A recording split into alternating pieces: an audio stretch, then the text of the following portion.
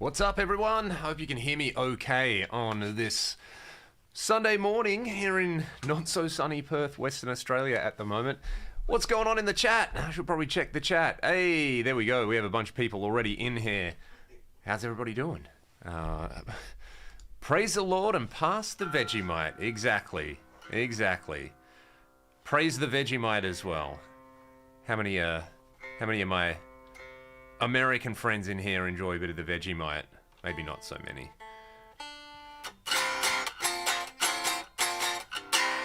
This guitar sounds okay, doesn't it? Let me just catch up with what's going on. Who's in here? Noise Bloom, what's up, dude? I hope you're well. Jimmy Biter, Chris Benton, Skelepop. We got the live stream gang in here. Sad Wings. Yeah, maturing like a like a dry-aged cheddar or something like that. Yeah, Joe. So I did a video with this guitar when I borrowed it a month or two ago, and yeah, it's pretty special. I mean, probably designed more for the, you know, jazzercise stuff, but it sounds absolutely massive with some gain on it. Hey.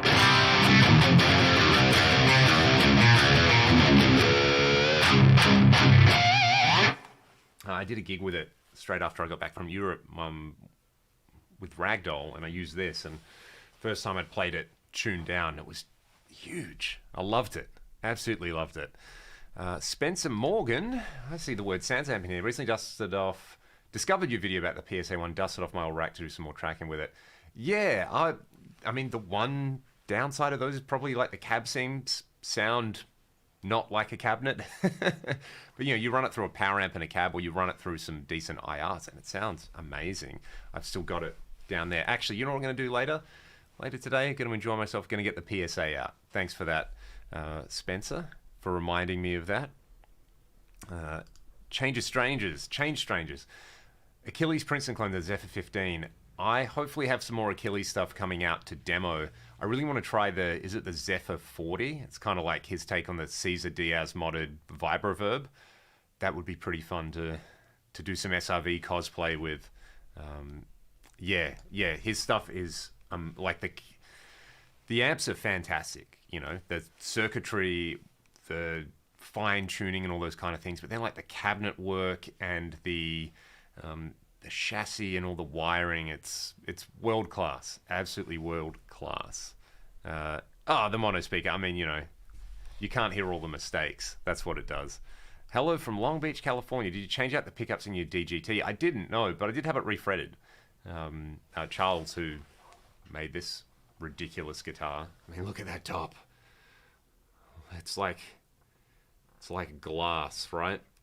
And all the detail work with the inlays is exceptional, and it plays great, and stainless frets and all those things, all the things that, you know, if I was going to design a hollow body I'd want on them, but he's already done it. Yeah. Have you played, Joe, have you played any of his Super Strats or anything like that? They're pretty great, hey.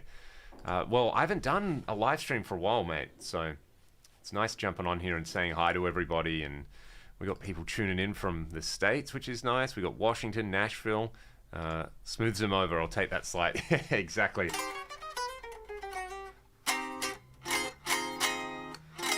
When does Pete do his live stream? Is he doing it like now?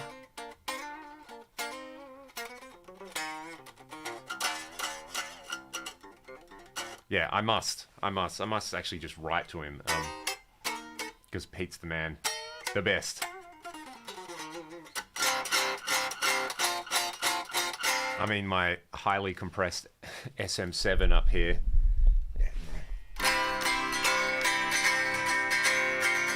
You know, there's the worst acoustic guitar sound you've ever heard in your life. Let's play another song. Let's do that. Tomorrow. 1:45 CST. That might be very...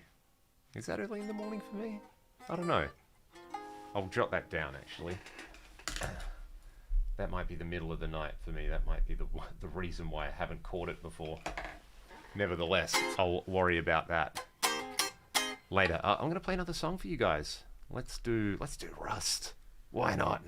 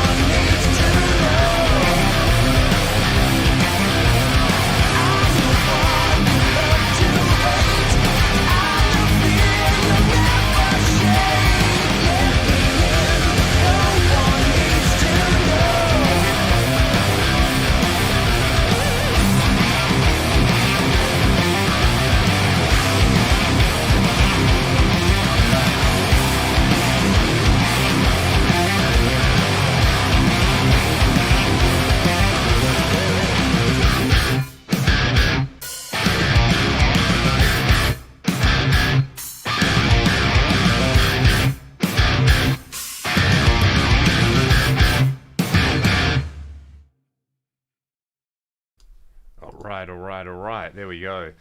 What is this song?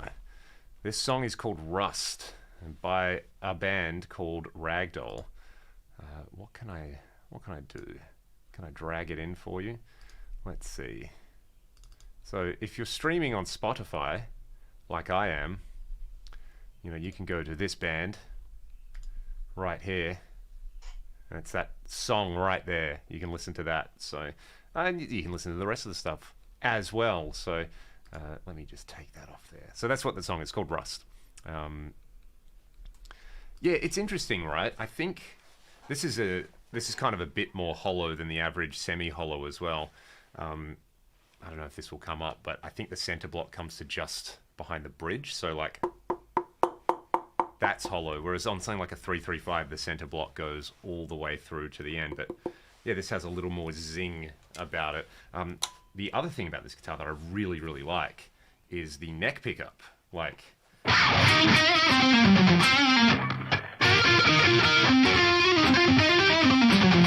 Hey, Scott's in here. What's up, man? How you been? I haven't done a live stream for a while. So. You can also, there's a tap on here, so I'll turn my mic off so you can just hear pure guitar, and then I really like it with like a Vox style amp model.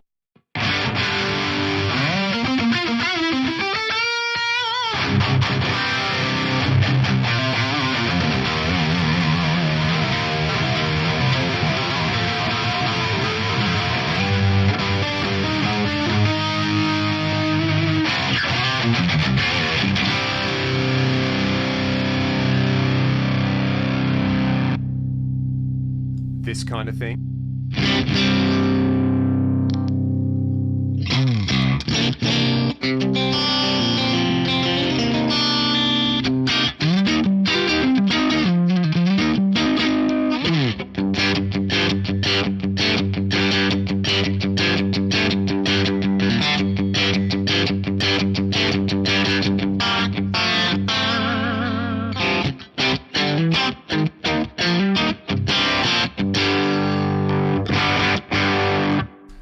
Pretty crunchy as well, obviously with a Marshall style thing, something like this. Yeah,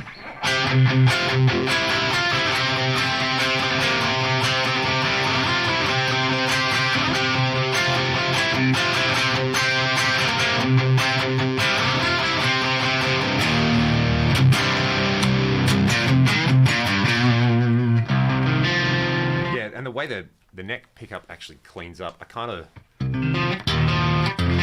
the neck pickup cleaned up versus the tapped mode.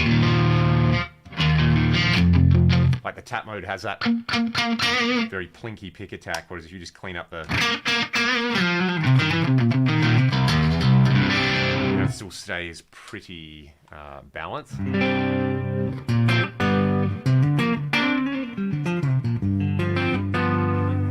So yeah, very, very sweetly voiced guitar. Hey, there you go.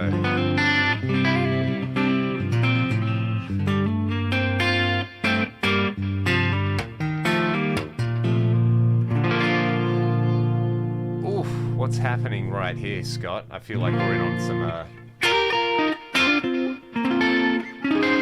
guitar tradery.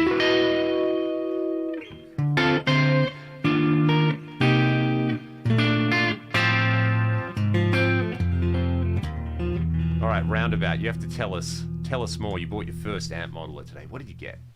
What did you get? And how are you liking it?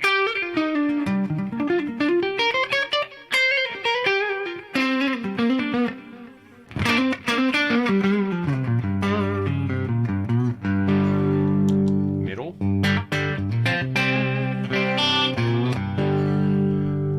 Tonex arrives tomorrow. Awesome. I've got a bunch of free captures as well, which you should totally try out, dude. I actually I've been trying to organize all my pedals onto, well, one, either whether I want to keep them or sell them, and I've been selling a bunch of them, kind of funded this, and two, the ones that I do want to keep, organize them on pedal boards so they're ready to go. So I've got what do I have the Tonex on? I kind of have this big utility board with the Tonex, and I've got the Keeley Halo with it. Basically, it's like, well, these are kind of the bare essentials for what I would consider giggable. So that's kind of nice. And then, yeah, I mean, it's total overkill. The other board I've got here as well, I've got a few, one of the Nuex, those boards that look like Meccano sets. One of those, and yeah, it's got Pog, Big Sky, Dig, the TC stereo chorus, and a way huge Super Puss on there for analog delays. So, yeah, that's a bit of a vibe. I mean, when I feel like twisting knobs and stomping on pedals, that's nice to go, but otherwise it's all axe or rack. What are we talking about? The DC 160. Who made these again? I'm just going to use Dr. Google. 1 second. Oh, the Carvins, yeah, those like 70s. Ah, right. Is that what you guys are talking about? That's kind of, yeah, of course. Well, you're talking about an X100. Yeah, so gotta be. Do I have the H90 in my live rig? I don't have it in my live rig because the live rig is so simple. I did consider taking it to me when I went to Europe because I had limited space. I ended up just rolling with just the FM3, and that was enough to go with. But I mean, the delays and because I used to use an H90 in my library before I went Fractal, right? So the vintage delays in there. What else did I use that thing for? I think mostly the vintage delays. It's such a great delay processor, and I had a few patches with the mod echo verb on there, so you can sort of have reverb and delay and some nice chorusing on there for cleaner stuff. What was the other patch I used to use a lot? The undulator. Yes. Anyway, I've been able to kind of recreate a lot of that stuff in there. I got my first Yamaha Magic Stomp. Dude, the Symphonic. It's a thing, right? And just a great pedal in general. The delays in that are really, really nice. I've got a Symphonic recreation here.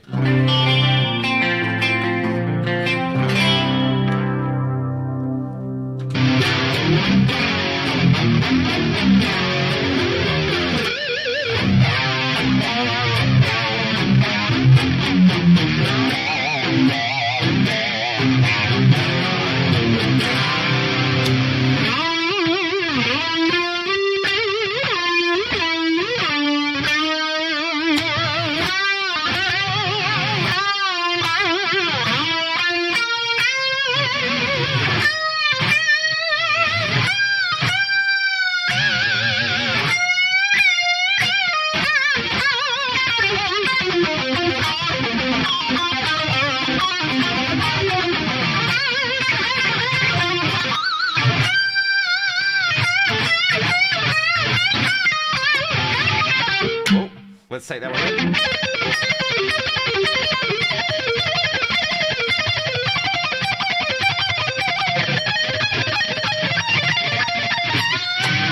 Whoa, that was terrible. Something like that. Anyway, that's you gotta pay your respects when you play that patch, right? The other thing I was about to talk about, the undulator effect. Yeah, so if you guys have headphones on, enjoy. So what was it? The mod factor had the undulator effect, and I use that so much in the H90 as well. And there's a lot of it. If you go and listen to the Ragdoll Back to Zero album, the little intro track Back to Zero, there's heaps of undulator all over that. So when I got an Eclipse, that has the undulator in there, so I was able to like dive under the hood in expert mode and see what it is. And it's basically a plex into a 16th note tremolo. So you get this. Well, if you have your guitar on, you get this.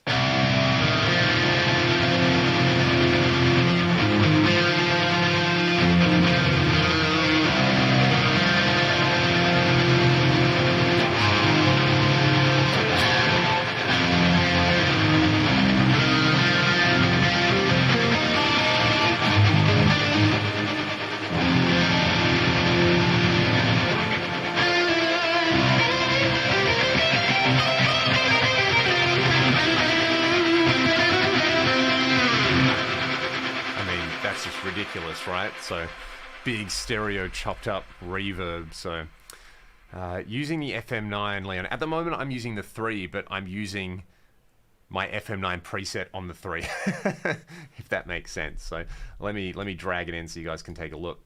Yeah, there we go. And shout out to Sad Wings Raging for the super chat, mate. Appreciate it, massively appreciate it. So what do we have going on here? This is a new model in here, the Stealth Blue. So that sounds pretty cool. Usual cab IR. A little bit of multiband in here. Honestly, I don't know if I need the multiband in here. You know, if I turn this off, it's plenty controlled and tight.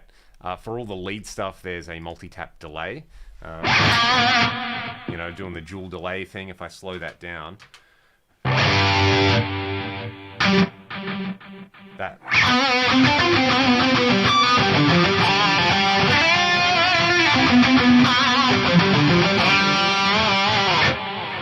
That also functions as like a dotted eighth note delay over here. Oh, I need to fix this.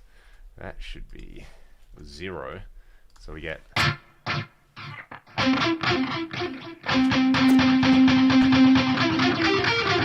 And then also uses like a faux rotary. So all hail the multi-tap delay block. And then, yeah, for the undulator thing, there's a big old Plex. I copied the delay times from the Eclipse, and that just goes into a 16th note sine wave trem. It might sound cool with like a triangle waveform, actually. Get it a bit... Yeah, that's fun. And then, yeah, a little like touch of, in this case, there's a shimmer reverb, but for the rest of it, it's just the gold plate, a bit of dual detune, and that's kind of it. It's very, very straightforward. Yeah, shout out Sad Wings Raging. Might fall out tonight. Oof. 1,270 miles. So you've just been gunning it. You've just been driving and driving and driving.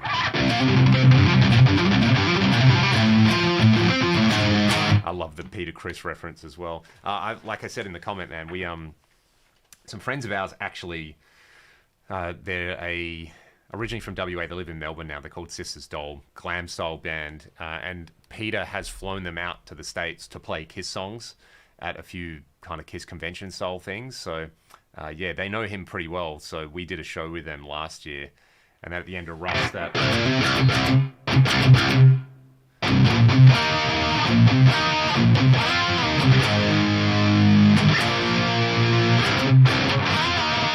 you know, Dirty Living, did a bit of that just for the effect, and we were like, see, and they were like, oh yeah, we didn't really recognize it.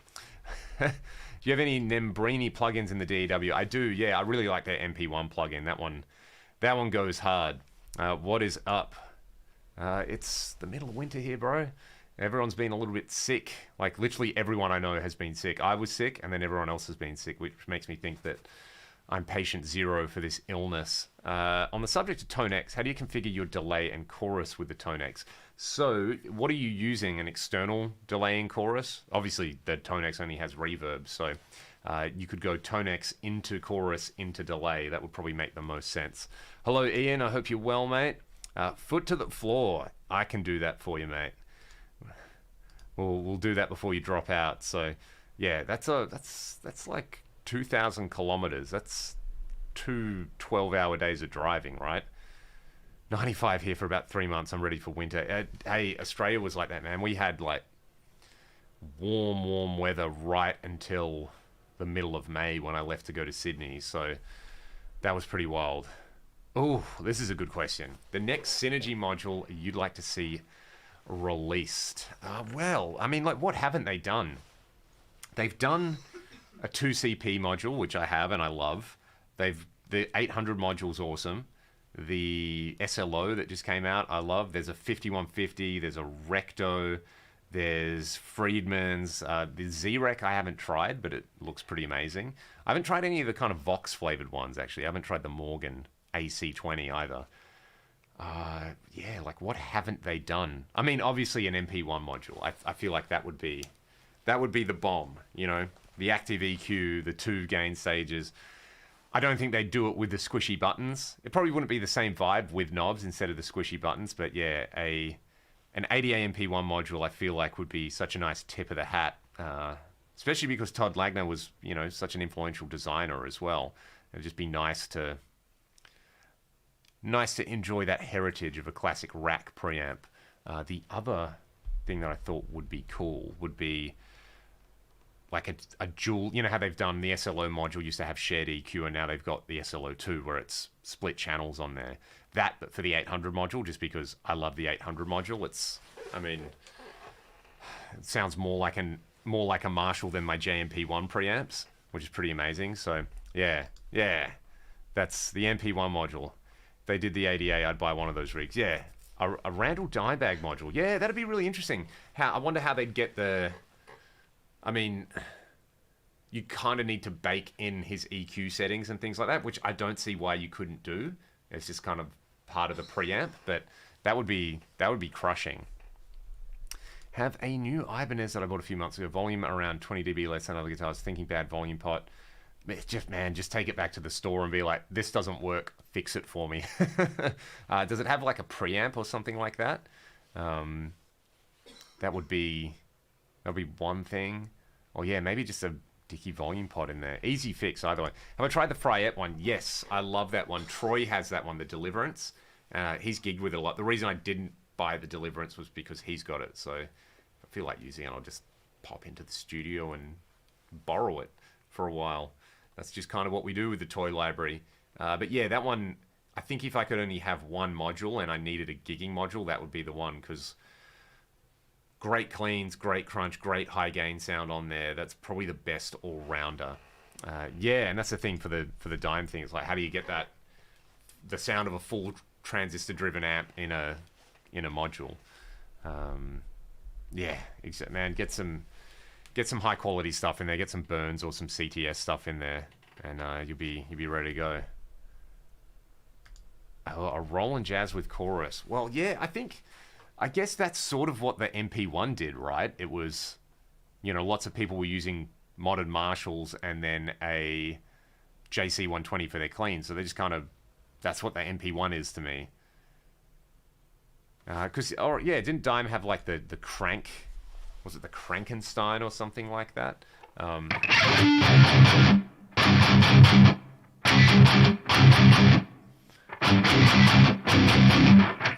How does that monster licky go?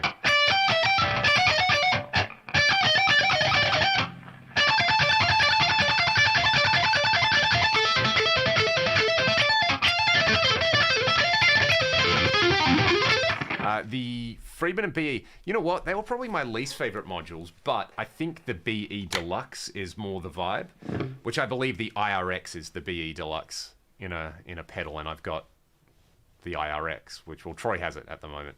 That's interesting about the crank.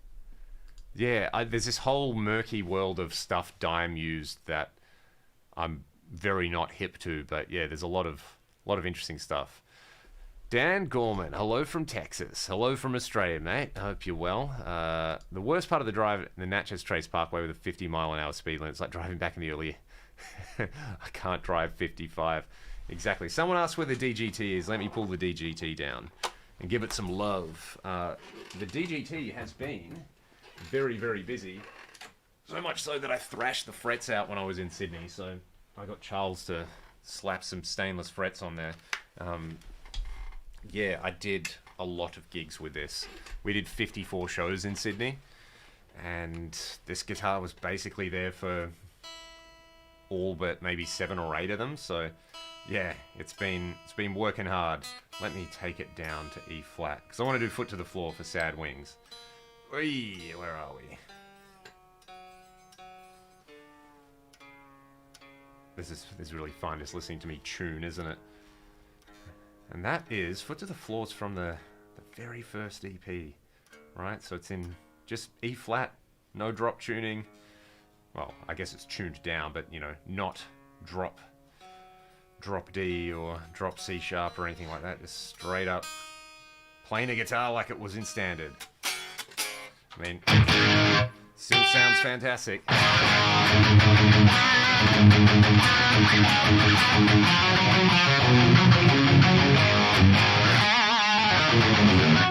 Roundabout wants to know where I am from Australia. I'm in Perth. Yeah. I just spent 2 months in Sydney playing a show there. But yeah, Perth, born and bred. So sometimes I want what Judas Priest actually used back in the day. You can see their wall of Marshalls, but none of them are turned on. Yeah.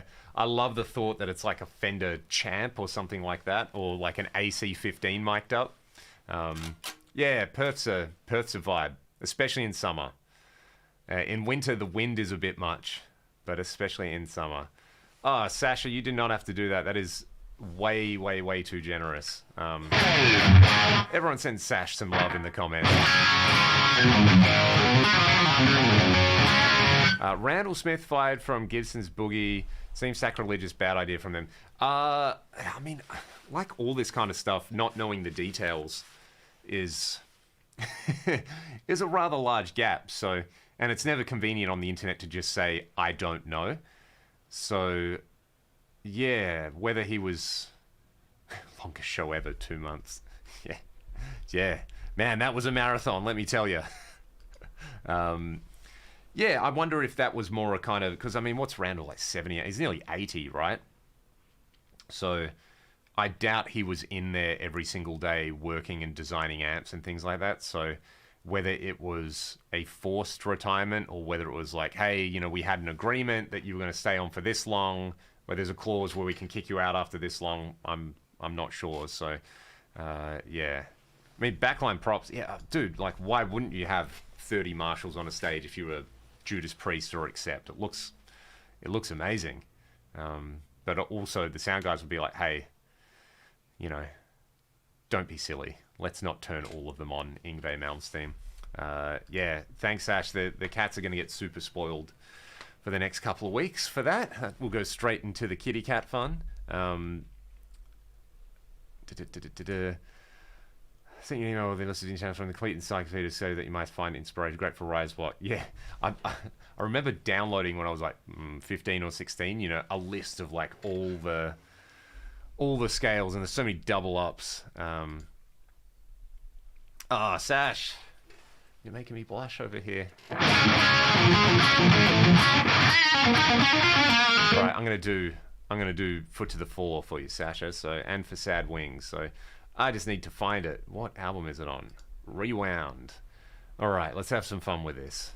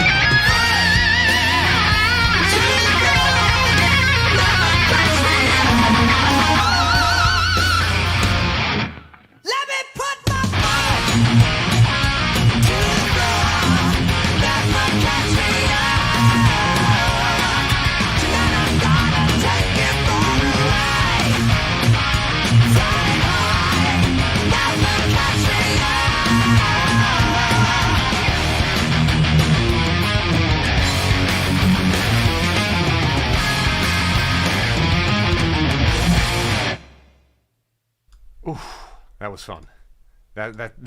That's enough to keep you honest. That's basically like our version of a Judas Priest song, right?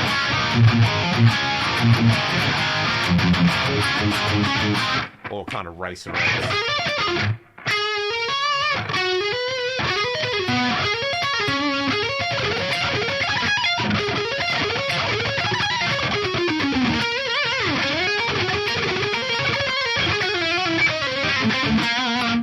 Paul.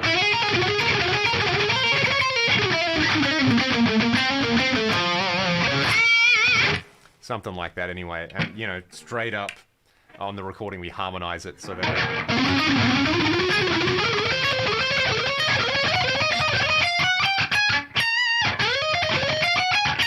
There it is.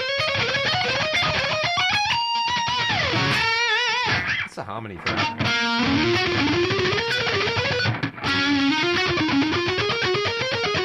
Yeah, that would be it. So one is...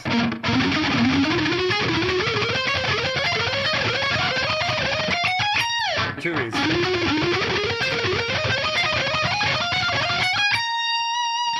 That's not right.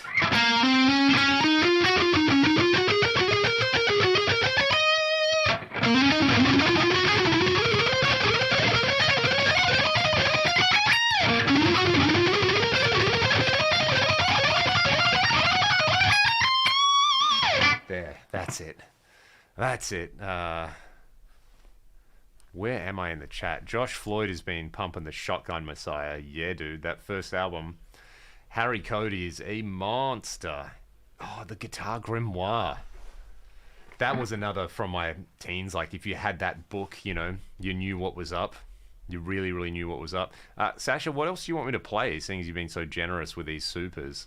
Can I play Lay It Down by Rat? I'm contractually obligated to play that once every video, right?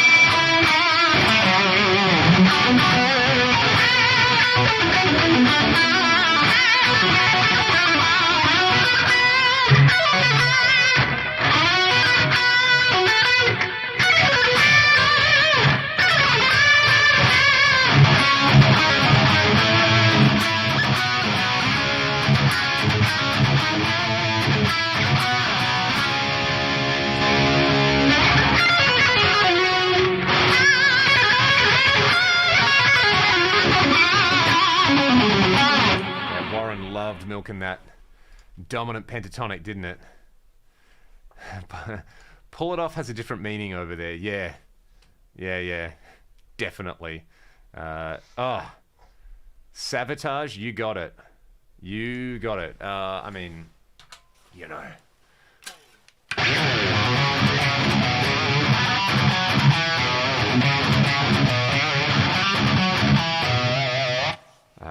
Before I do that one, I should get a guitar that's in the correct tuning. It's in the video where Lynch comes out with an 88 MP1 and Clink in 88. I have not, but I will look that one up to do it. Forever Young by Taikedo, yeah. Dude. Or however that goes. I saw them, we played with them actually at the start of the year. They were so good live. Like, absolutely ridiculous live. What's the best configuration with a Fractal with a 4x12 cabinet amp or studio monitor to play at home? Studio monitors are really scalable. That's what I like. But if you like playing through a 4x12, then get a power amp and don't worry about all the cab sim stuff. And you think Line 6 will come out with a new Helix? I'll be very surprised if they didn't. I don't know when they're going to do it, though, because that whole platform, they've gotten so much out of it, and the stomp is, you know, everyone needs a stomp in their life, even if it's just as a backup. So we'll grab the RG in a second, because I saw somebody ask for that. Where on earth did I manage to fling this cable? I've got, you know what I'm loving as well? These silent little jacks. There's a Klotz cable. Like, see, they have the extra little thing in there, so you can just do that, which is really, really nice. Sabotage.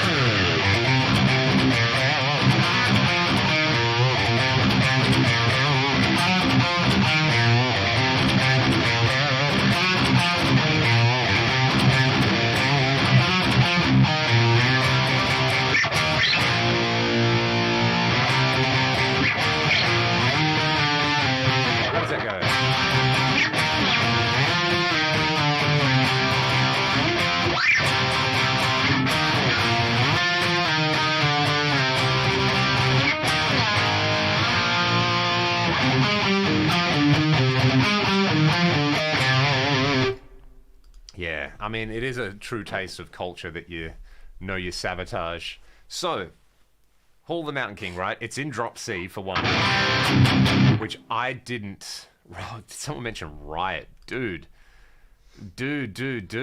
Ah, James, what's up, man? I hope you're well. So, you have that monster. So, I didn't know that song was dropped. I just didn't learn it for a long time. Well into having lots of material with Ragdoll where it's drop C, and then actually Hall of the Mountain Kong. I mean, it could be Hall of the Mountain Kong. Yeah. I mean, if you know, you know, right? So that intro riff, I love that little subtle thing where it's...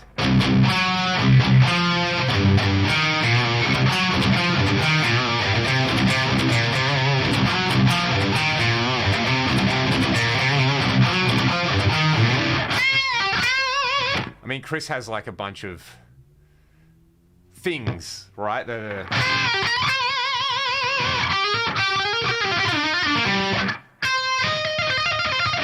And then...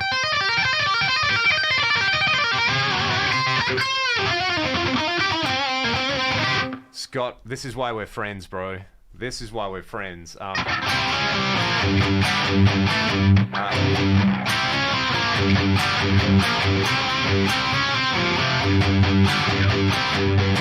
does that go?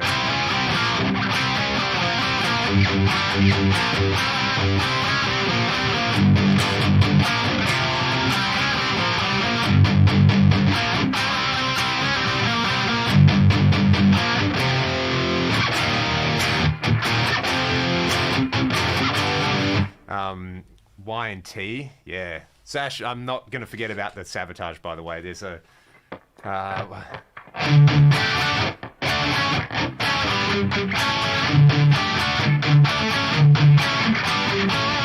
look at all of this. Y and T. We've got Mean Streak, Black and Blue. What about, what's the band called? Now I'm forgetting. They've got the album cover where it's like a prop plane and they're all on it. I want to say Tangier, but I don't think it's Tangier. Bullet Boys. Chris was a huge influence on me being from Central Florida, yeah. Where were they from originally? Were they Tampa or were they from somewhere else? Yeah, anyway, Budgie, Crocus. So the reason I know about all of these bands, there was these compilation albums that my dad bought around the time I started playing guitar. They were called The Finest of Hard Rock, Volume 1, 2, 3, 4. I don't know if anyone else... I think there was some... Finest of Hard Rock, Volume 1. Yes, there it is. So, these... Let me drag this in. I mean, the first time I heard Sabotage... let's do this. Where are we at? Yeah, that's what I want. So this is what they look like, right? What's that meant to be? Like a motor in the background or something? But how do I stop sharing this? Anyway, if you look at the album thing, it's like Gotthard, Glenn Hughes, Sinner, Sabbath, Whitesnake, Gary Moore, Uriah Heep. So there's like all these awesome Leatherwolf, Kingdom Come, you know, all these bands that like you definitely would never hear about in Australia ever, but it was just amazing, right? And I still remember hearing Edge of Thorns and just being like, that's what I want to do with the rest of my life. I want to play rock guitar. Okay, cool. Tampa, Clearwater. There you go. So the local legends. Yeah, man. What are some other songs on there? Like, and bands you can't even find this stuff online now. I need to rip those CDs onto my computer. Just some absolutely banging tunes. And lots of like, you know, the Jolene Turner side projects he did in the 90s. Things like that. So, yeah.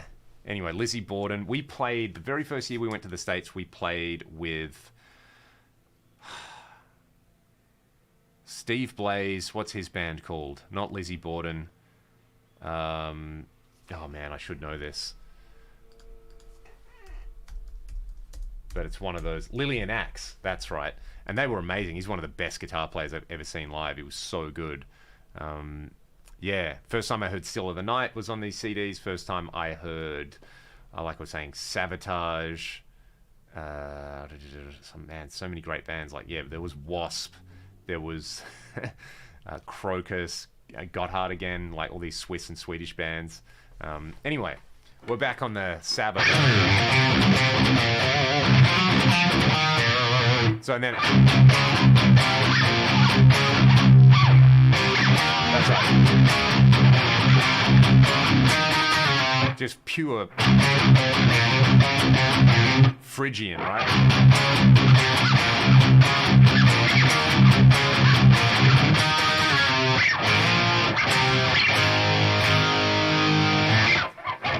Then what does it do?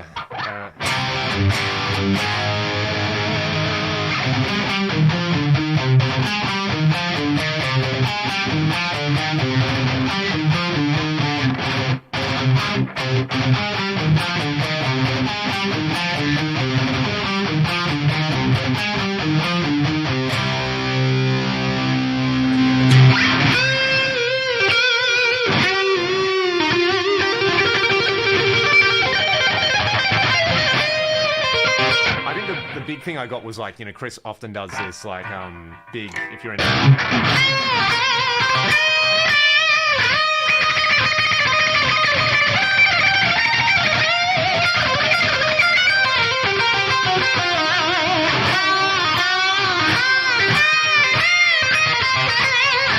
then obviously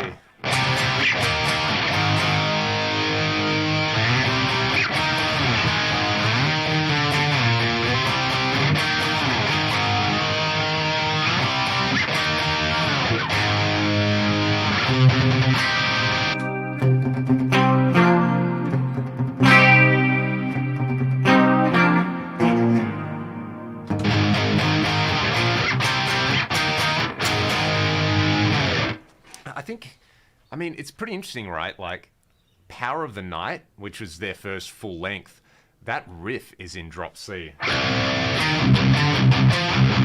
Oh man, I can never remember how this goes. I confuse it with another song.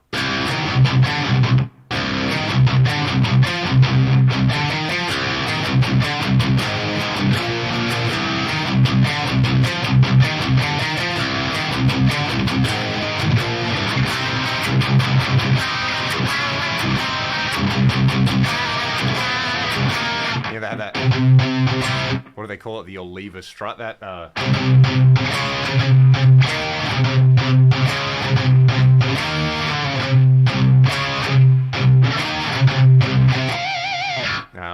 What's the other one? Summer Rain. How does that go?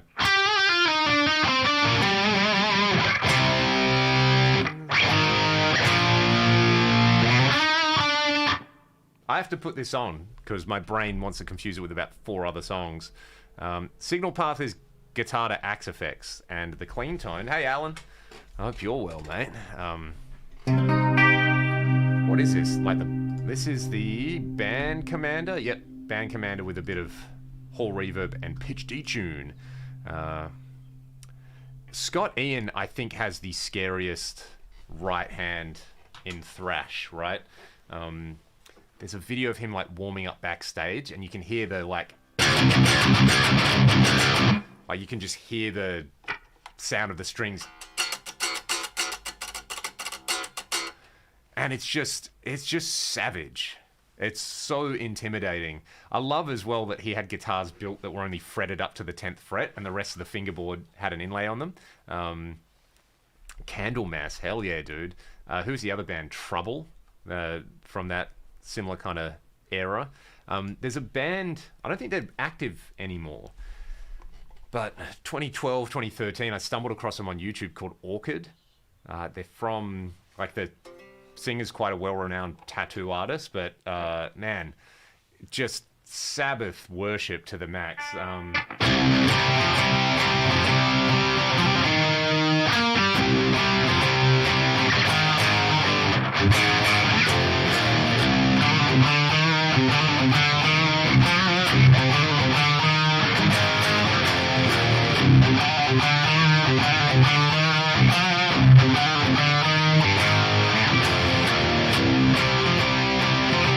Yeah, now we're getting to some sort of the, yep, Uncle Acid, Sasquatch, all that kind of stuff, man. I went through a huge, like, modern doom phase. The Sword, dude.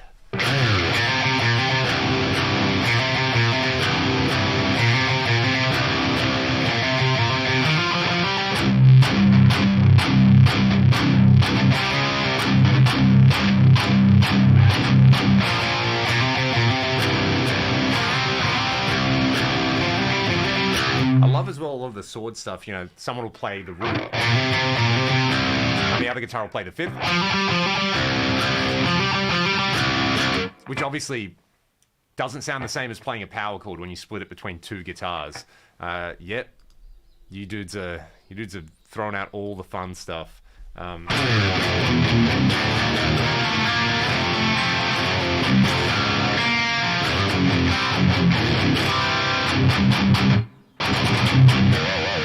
Back to the Sabotage. Oh, dude. Yes. I knew this was going to come up. Force Entry, and also, man, Yawn. So good. Stormcrow.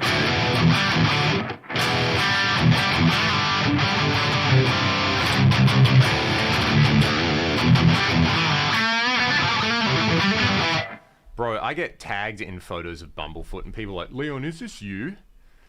I don't think we look that similar, but Glory, Like an Eagle. I got a big day of listening coming up here. Friends with everyone, Force Entry and Coven 6669.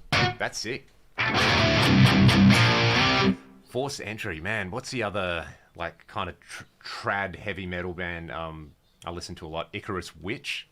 They have some great stuff. Who wants to hear me play some Orchid? Who on earth? Why is there a woman on the live stream?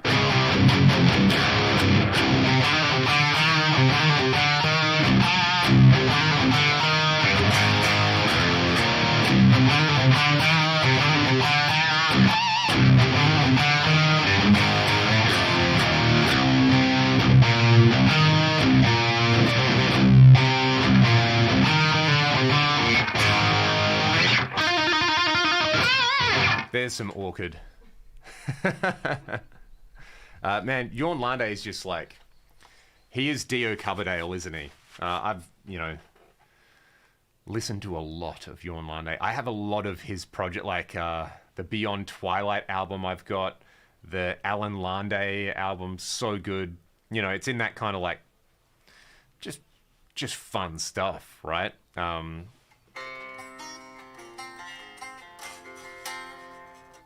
Yeah, and his guitar player, Jorn Viggo Lofstad, his band, Pagan's Mind, are amazing as well. Great tones. Check out Motorlord. That's a great name as well. What else can I play for Sash? Do you like Devin Townsend? Yes. Dude, big time. I remember Troy, maybe, I've known Troy for a long time, going over to his house years and years ago and him going, man, you have to, he's like, the guy who sang on Sex and Religion, Steve Vai? You need to hear this song he recorded called Truth, and that's still one of the most mind-blowing things I've heard. Did he re-record that recently, or not so recently? I haven't listened to the new album, but I really liked his ambient album, well, chilled out album. A friend of mine, his daughter sang on that as well, which is a cool, very, very cool connection. I feel like, man, Dev's just one of those guys where everything he does sounds so unexpected, but it works so well. And Strapping Young Lad, obviously. I remember Metal Hammer magazine. Did you guys ever buy that? I remember getting a Metal Hammer magazine where they used to have the free DVD. And Strapping Young Lad Love was on it. It's pretty tuned like.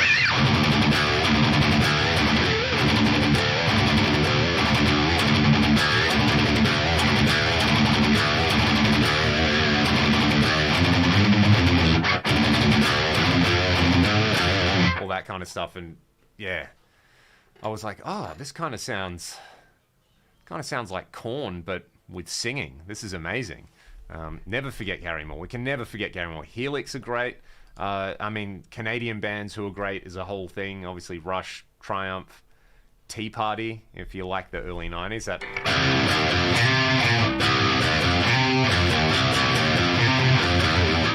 Annihilator, dude. Yes, Annihilator and Exodus. All my students who like Metallica and Megadeth, I'm like, all right, once you're feeling comfortable with this, here's some stuff that will absolutely break your brain. Jeff, I know as well, has from what I can remember, he's kind of got a non-profit where it's basically, if you're a young band and you're about to sign a bunch of contracts and stuff, his non-profit will look over the contracts and basically say, hey, this is going to get you in trouble, this is going to get you in trouble. It's like a free legal service for, I don't know if it's free, but it's a not-for-profit legal service that basically helps out young artists not to sign exploitative contracts with record labels, which I think is amazing. So yeah, Jeff Waters, besides being, you know, an absolute monster singer, player, songwriter, also a pretty good dude. There's a video on the web of him warming up playing AC/DC songs as well, and it is incredible. Like, he's got all the Angus nuances and he's got all the Malcolm nuances down. Like, yeah, he's just, man, he's so good. Yeah, keep your publishing, basically. There's a lot of that. So, yeah, Jeff Waters, great. And Alice in Hell, my gosh, there is some stuff in there that is just, if you think you know how to play guitar, try that again. What type of preset am I using? I've got my main live preset. So at the moment it's the new FAS Stealth Blue model, and free IR, bit of reverb, bit of pitch detune, because of course you guys have suggested so much great music. Don't forget Nickelback, bro. Don't forget Nickelback. Their stuff sounds amazing. Dark Horse in particular is such a great sounding album. We had their producer and mix engineer Chris Basford on the podcast, and Chris is a dude. Let's hear some Indian flavored licks. I can give you the butter chicken.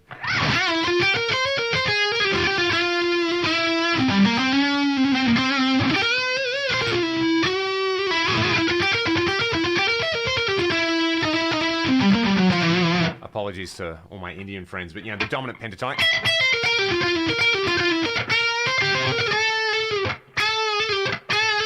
The thing with that is microtones.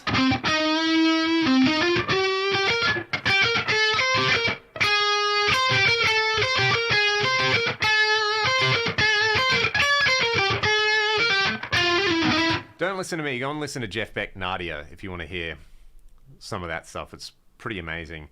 Yep, this is great. Absolutely great. I played Alice in Hell with Jeff in 2005 live at the Nokia Theatre in NYC. There's a DVD. I'm out. You win at life, James. I mean, I already knew you win at life, but that would have been so fun. What was the what was that thing, that label? And they did that. Was it Roadrunner United? Does anyone remember that? What was that? I feel like I had that on CD somewhere. Was that kind of their mashup of like a bunch of different people doing songs together? Roadrunner United, yeah. Organized by a heavy metal label, Roadrunner Records, 25th anniversary.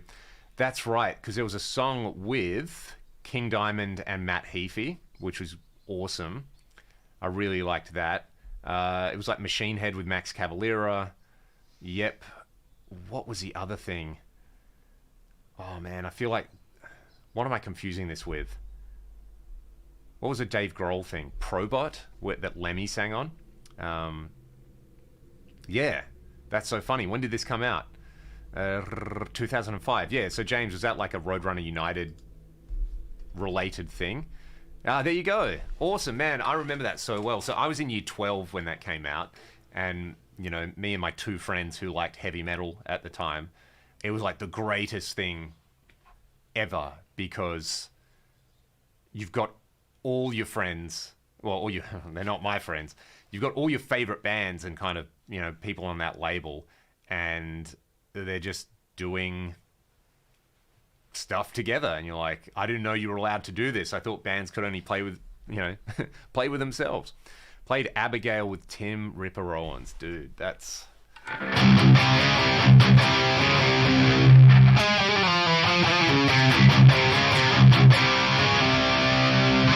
That's right.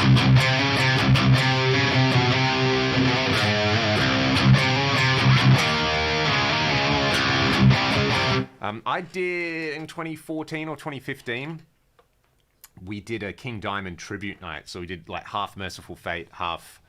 I don't think we played anything past them, but that was one of the most difficult gigs I've ever done in my life, prepping for that. There was so many good... Like, we did Abigail, and we did Black Horseman, and we did... oh, man.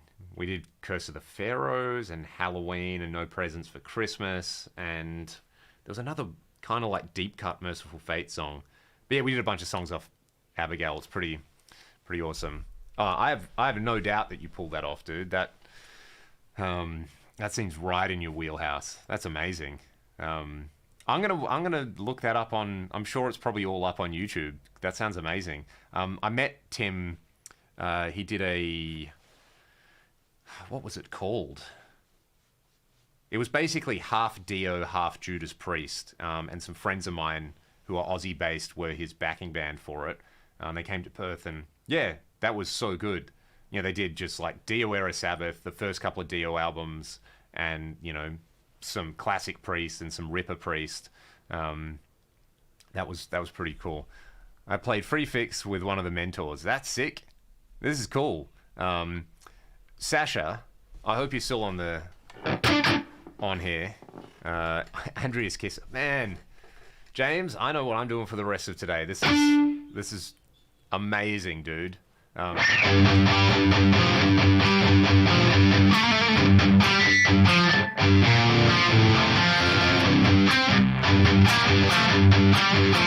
it's somewhere in my brain. I'd have to go over that.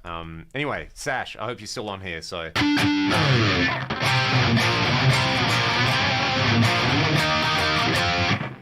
I'm pretty sure in that riff and gutter ballet, what's interesting is, and then, you know, because like, yeah, D minor or whatever, but then it's, there's that major 4 in there.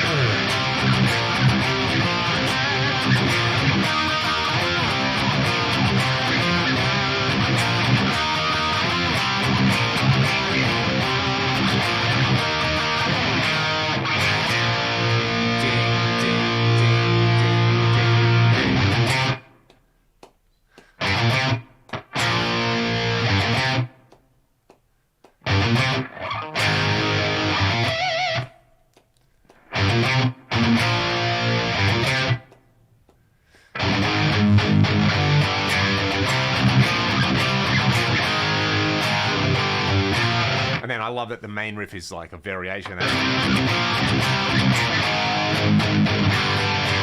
And then you have the...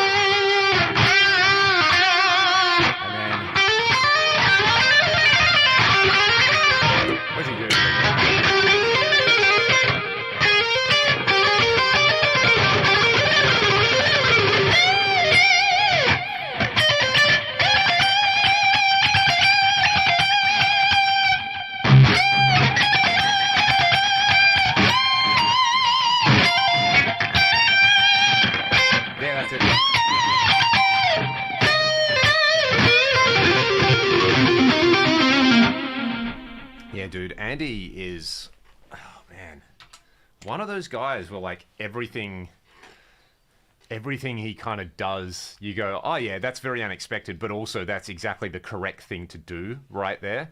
Brian Tatler's been putting up videos on how to play the Diamond Head solos. Really? Oh, dude.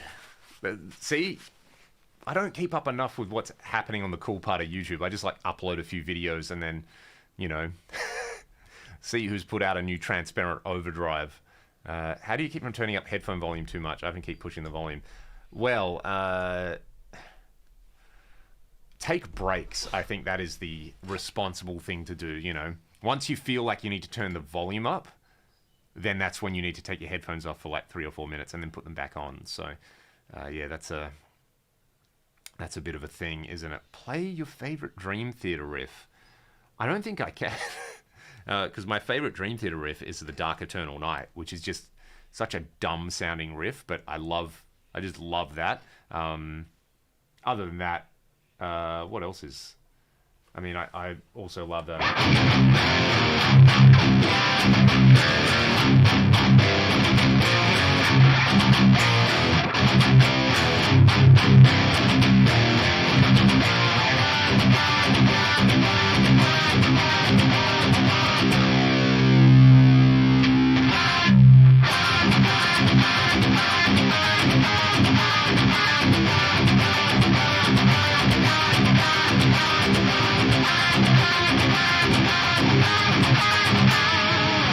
I mean, that's so good. I mean,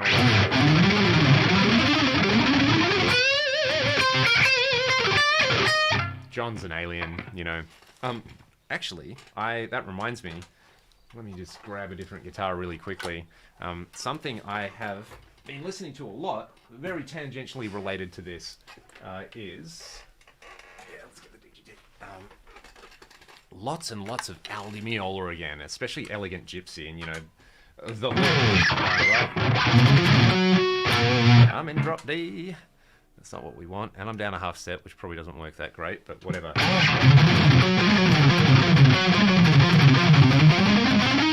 man, that...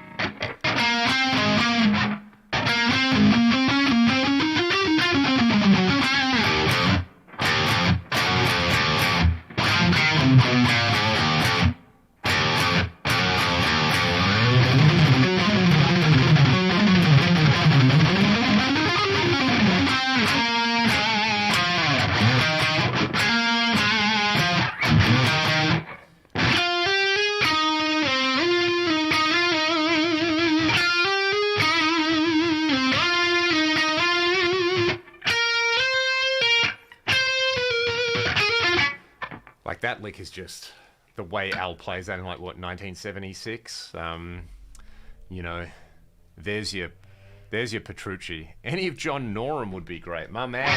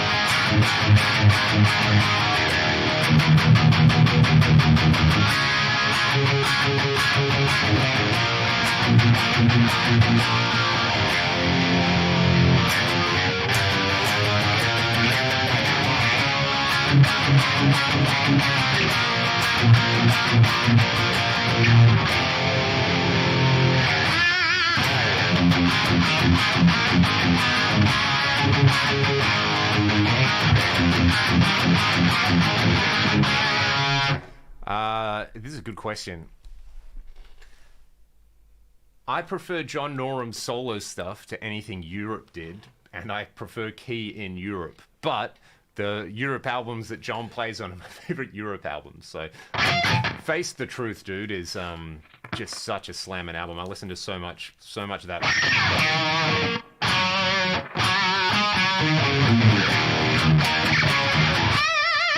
You know, just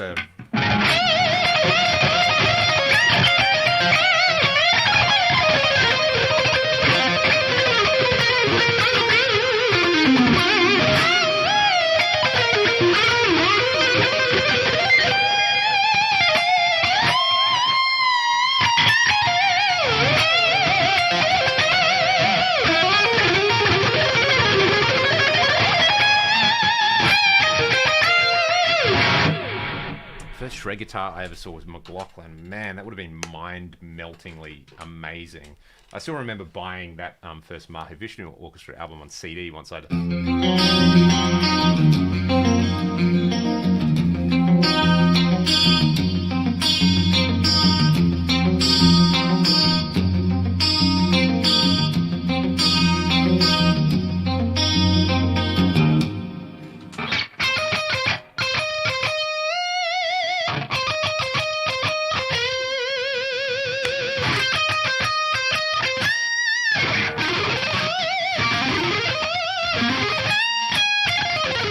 Just his like berserk pentatonics thing. I mean, that's where you get Frank Marino and Zach and John Sykes from, man. That's where it is. What was the other? Do I play 7-string? I do. I have a Music Man JP7.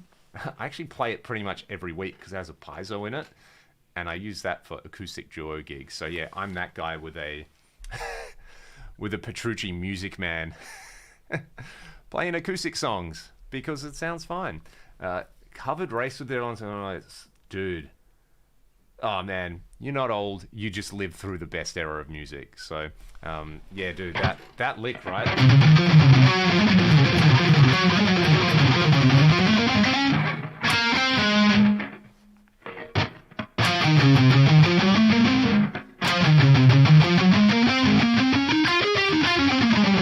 I've never learned it properly. I sat down last night and I was like, I'm gonna do it. I heard it.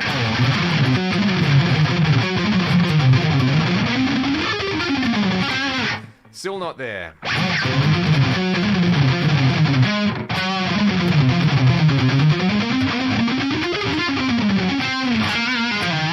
What a song. I mean, you know, kids, where does Yngwie Malmsteen come from?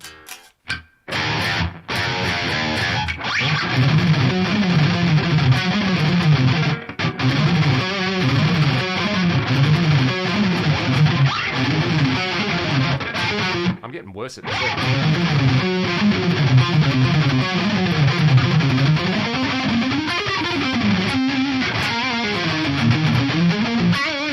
Yeah, man. H90 or a stomp would be awesome with the what are we talking about? Tone X. Yes, he does. Right. The soloing aspect, man, just.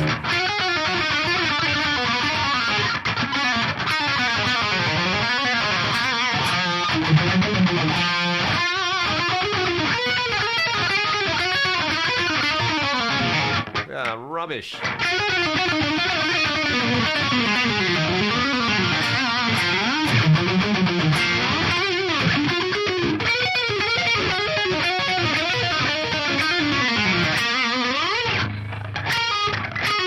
There's a whole...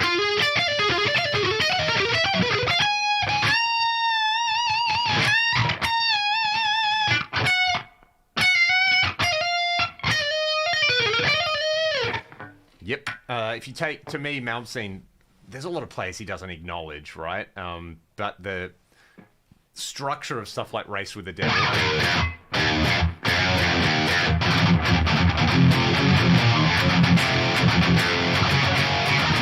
It's played in 12/8 and, you know, throw in some Blackmore stylistic stuff and... yeah.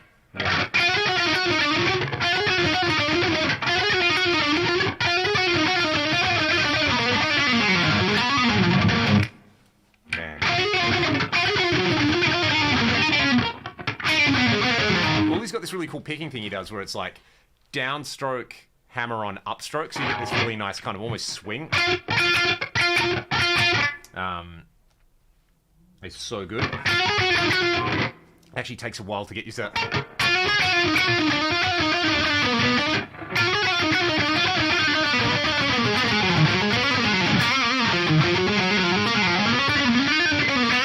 Did Scott say the solo from Burn? Dude, I had that California Jam recording on VHS. It's one of the first rock concerts I ever saw, and I was like, this Richie Blackmore guy's pretty cool. I like this.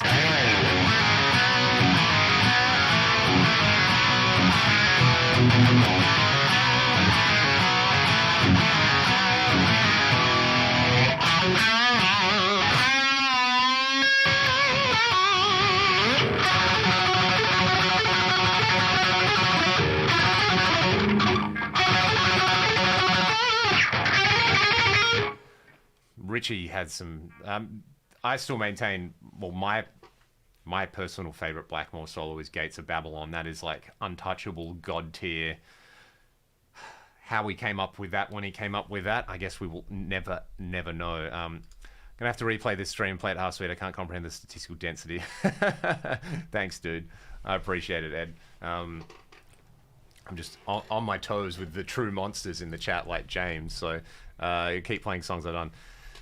People of the internet, you should probably go and pick up some of James Murphy's material if you haven't already. I mentioned it before, James, as well, but another compilation CD I had was, I think it was just a Shrapnel Records thing, and it was sold for like $10 in CD stores here, but it was like, there was a couple of them. One was like heavy metal guitar, one was called like Masters of Shredding or something, but there was one of your songs on there, but it also had Frenzy.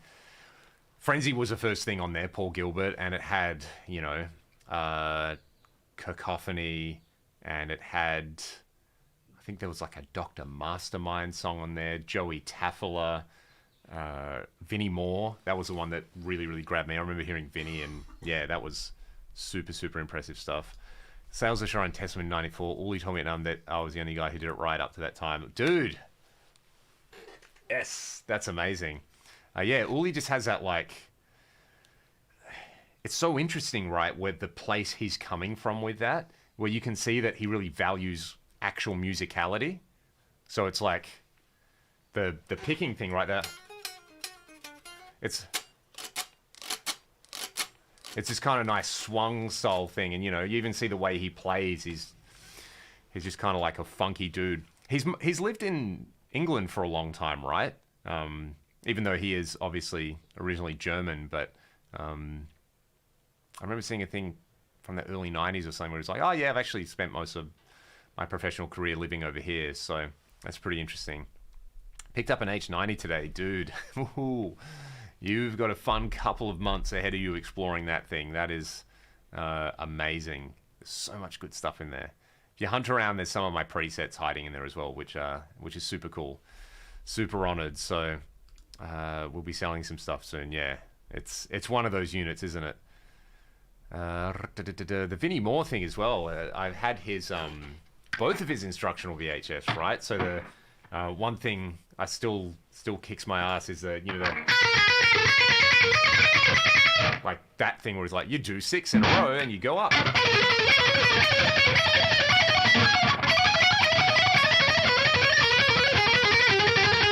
And then the that diminished.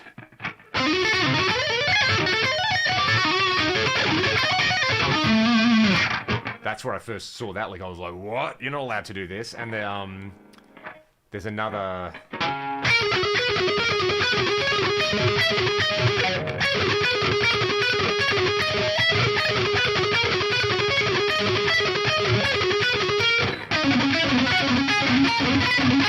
All those kind of little.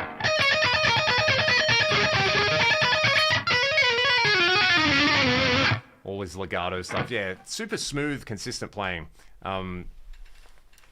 Also a great choice. I think you'll make some... Don't you have... Have you got any of the old Eventide rack stuff still, James? Yeah, it's the real deal. I feel like I'm just doing a live interview now.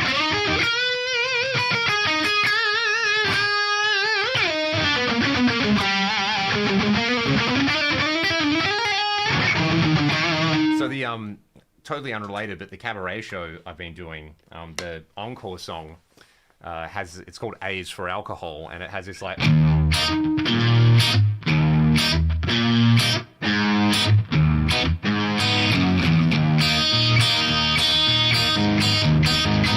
You know, it's like 2 chords for the whole thing. It slowly accelerates, so I get to play a bunch of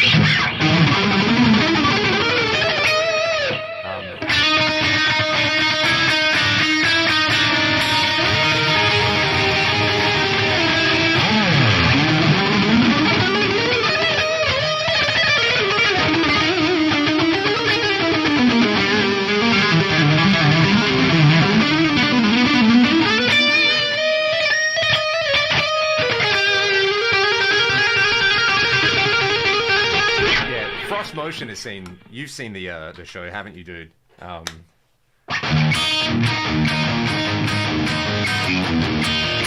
Yeah, I think we should all extend some thanks to James Murphy for hanging out in the chat and being a generally cool dude.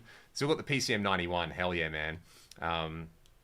Yeah, that was a friend of mine who's a guitar player saw the show and he's like, dude, I love it. There's like no parental supervision for the band, so I get to, you know, rehash all my bad Ingve.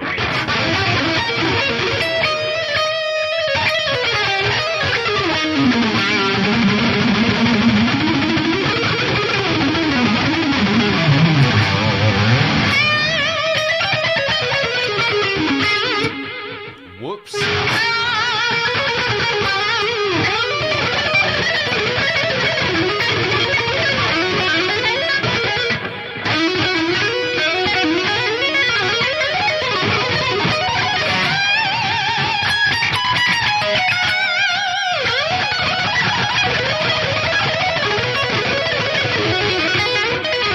Man, that the Paul Gilbert REH instructional thing, the little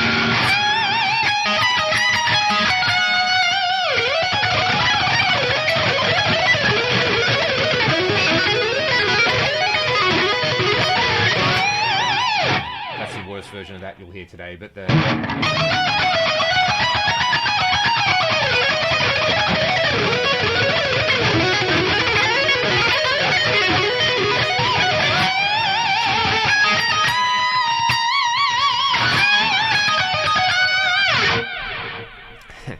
yeah, dude, I'll make T and James will do all the playing. That'll be a sick band. I appreciate the kind words as well. Axe Slinger. Well, on the Fender Player 2, let's pull it out because I think it's a pretty cool guitar. Still got it here. This was a hilarious episode in. So I took 3 guitars with me to Sydney. I have an Enki, like dual guitar. It's actually a dual bass case because flying with it, you can normally put Ryan's bass in it and put my guitar in there, but that doubled up. So I had a Hiscox like acoustic case to put my 335 in, right? So the 2 electrics fit in the dual bass case, and the 335 fit in the acoustic case, and I managed to take the body off this and fit it in under the 335, and I put the neck in the other bag. So I actually managed to take 4 guitars back in the space of 3, which I'm amazed that I made work. I was like, man, I'm just gonna have to pay to ship this back. But I mean, acoustically, man, it's got some chunk, and the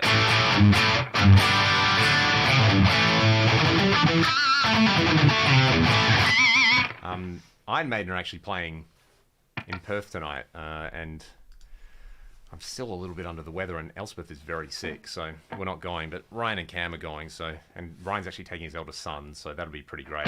But yeah, it gives me kind of Dave Murray vibes, right?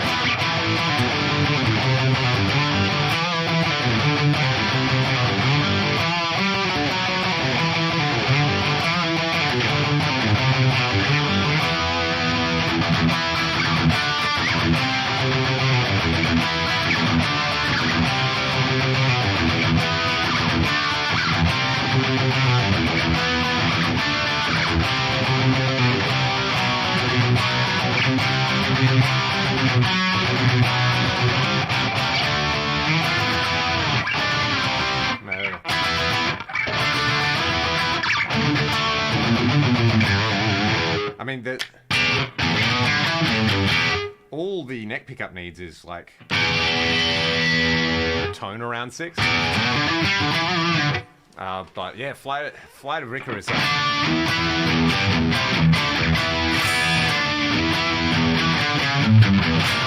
I mean, this is the vibe on the neck, right?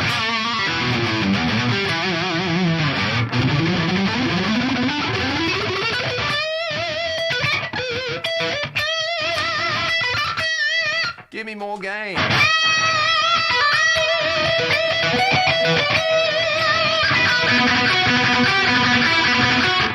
Hang on. I'm in the wrong key.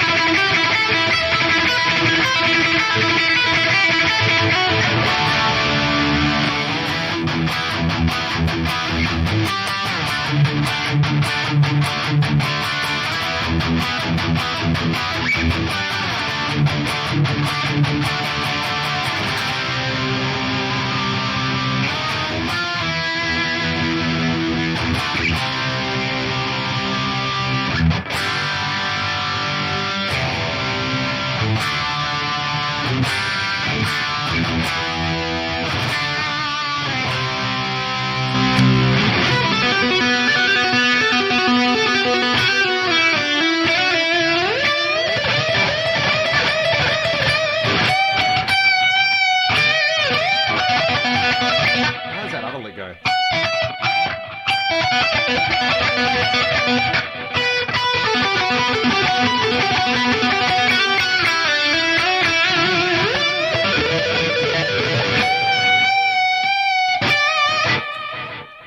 Who was the first guitar shredder? Probably some dude we will never ever know about, you know, traveling around in the Middle East with a strange zither-like thing that would become eventually turn into the guitar. It's a good question, an unanswerable question, I believe. But I mean, you know, go and listen to some like 50s and yes, Glenn Campbell. Like, go and listen to any like country music from the 50s or any bluegrass or Django, right? Just doing the thing. James, it has been a pleasure having you, bro. Take it easy, and I'm going to go and watch some Roadrunner United in a second. It sounds amazing. Take it easy, man. I'll catch up with you. It'll be really cool. We'll talk. It'd be really great to get you on the podcast at some point. Talk about all the cool things you've done. That'd be awesome. Roy Clark, yes. Glenn Campbell, like all of these kind of dudes. Yeah, I mean, depends how you define this thing, right? Who's the first shredder? You know, is it a rock and metal thing exclusively? Then if it's like purely an aesthetic thing, like, you know, you got to be the guitar god on the stage with the big amps and things like that, then yeah, there's a pretty good case to be made for someone like Blackmore, like the virtuoso rock guitarist. But yeah, if we're just talking about like playing lots of notes fast, man, gypsy jazz, bluegrass, all that stuff, all those dudes would be, and again, probably people who were never recorded. Akira Takasaki, hell yeah.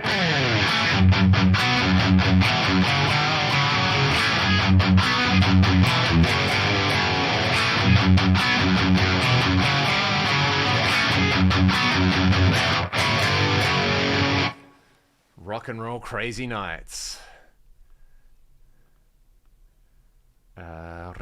Who's the first real abuser of the whammy bar? Well, I mean, when did the Strat come out? 54?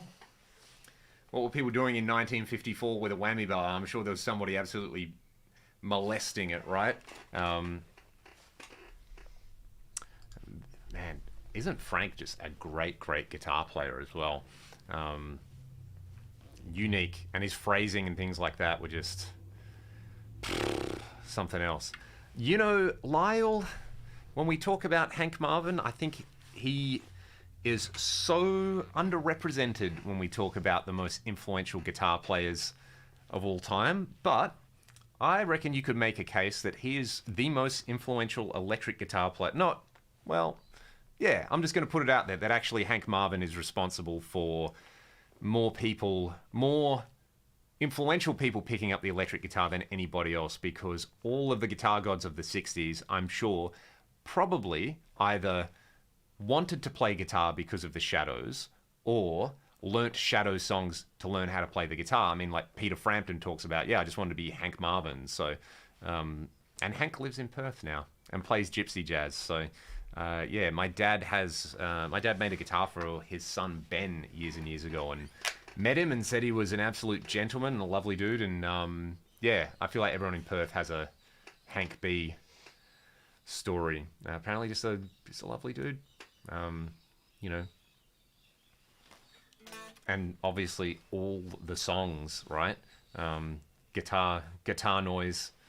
Gary Moore said when he saw Hank at the Strat Pack concert, he was in tears of joy. Yeah, I mean, he's like the you know, it's like saying like who's the greatest actor of all time. It's an unanswerable question, right? But you know, I'm sure if Clint Eastwood walked into a room, everybody would just be like, "Oh my God, it's Clint Eastwood!" Like more than anyone else. So Hank Marvin's kind of that to me. Yeah, Hank showed everyone what the bar was for exactly. And man, that tone, right? Like, arguably still one of the most desirable guitar tones of all time is Hank. Where's my... So, again, talking about the cabaret thing I was just doing, where's my... One of the essential sounds in it was this. You know...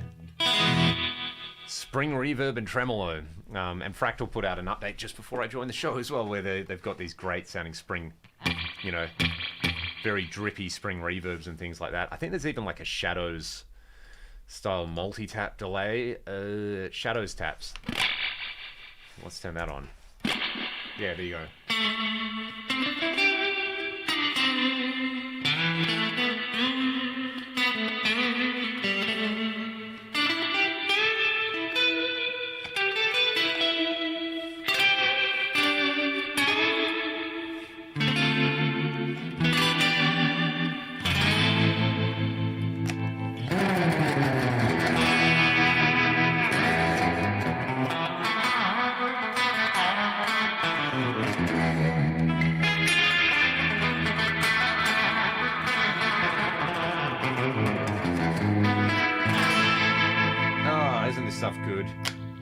Those old Fender amps knew what they were doing, right?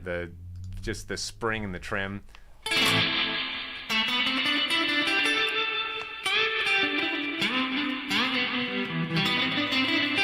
Sash, thank you so much for the supers and for hanging out. What an absolute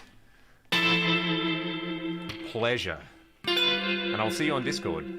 How good's spring reverb and trem? It's just... It's taken me a long time to appreciate this sound, but yeah, dude, the big log.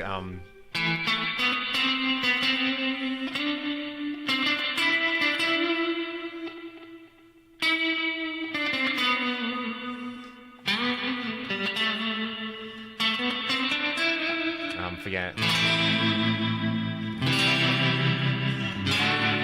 Yeah, Quentin Tarantino wants to know your location. Well, I was saying before the...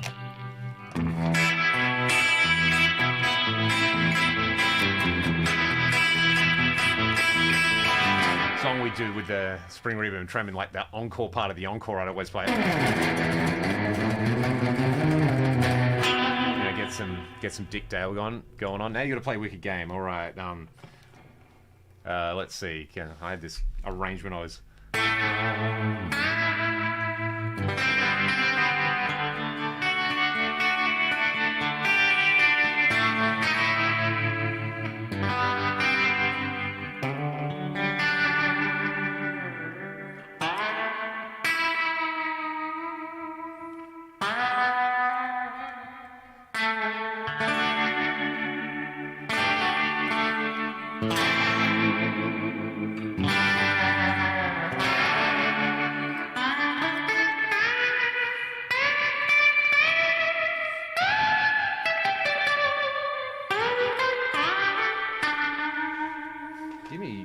but more. That would be fun. Bit of this. Yeah, here we go.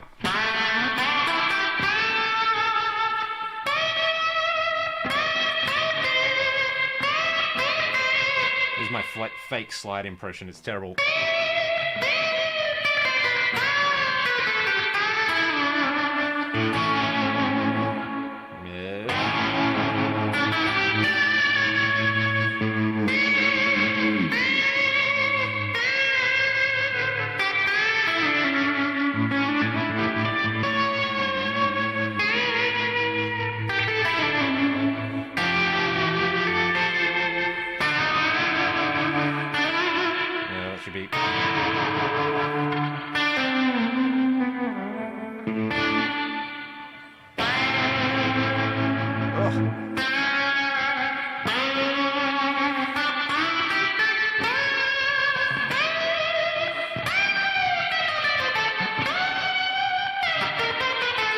Gosh darn it.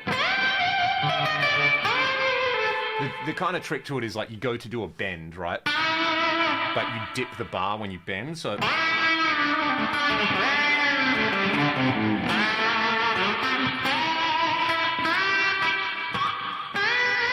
And this is being such a non-native whammy bar user.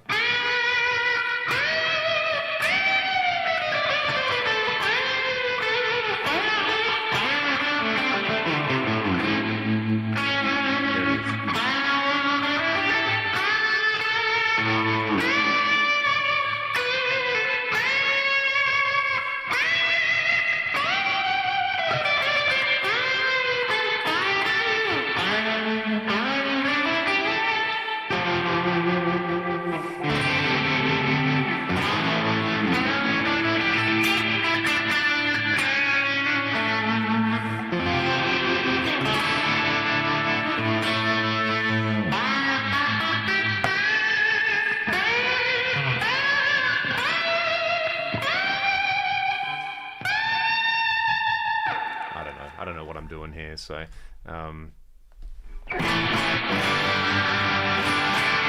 it's kind of still in tune.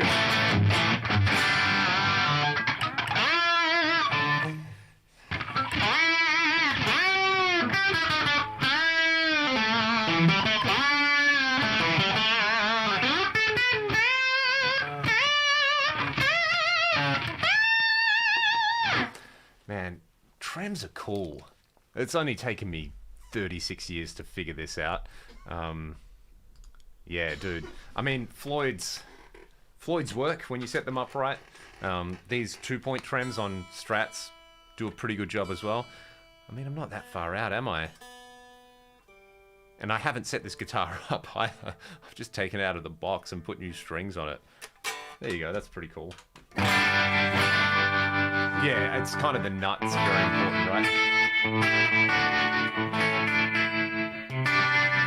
Now, what's position 4? Bridge and middle, or the other one? Because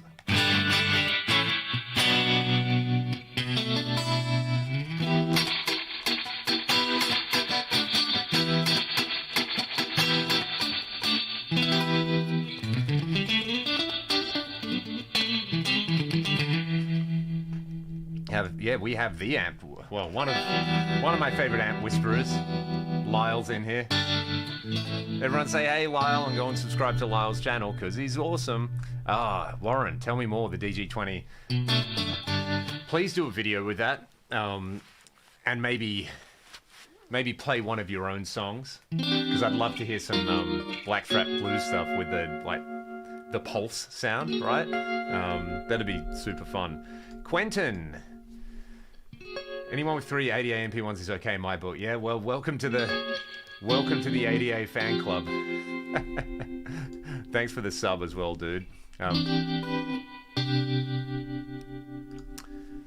got hit with some kind of yuck. Yeah, man, I'm like 2 and a bit weeks into having some... I reckon I was sick for about 3 days, but I still have like some lingering mucus. And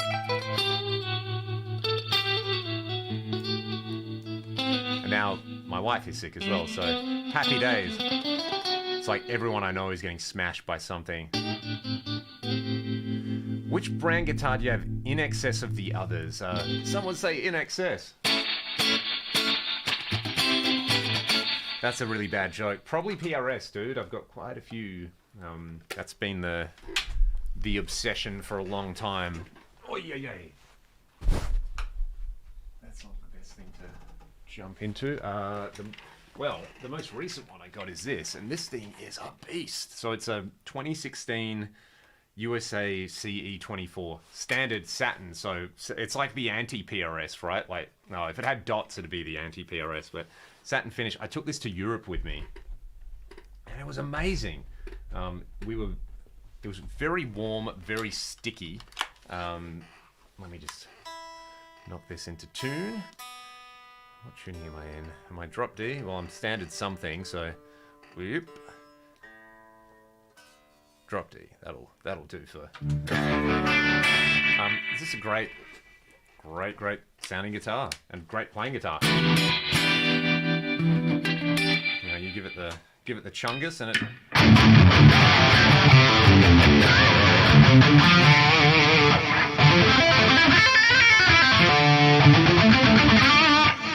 Did Lyle say natural science? Yeah, dude.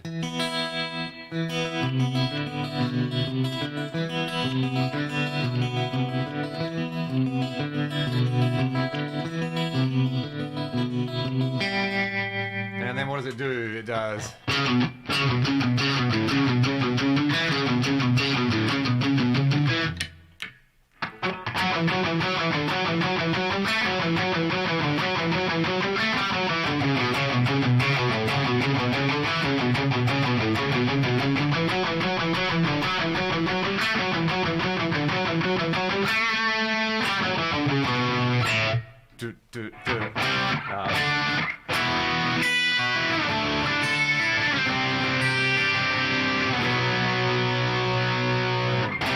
What does it do?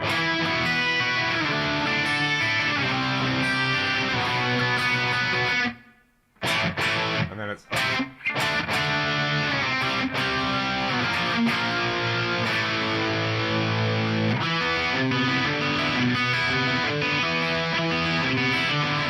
This is not how to play natural science either.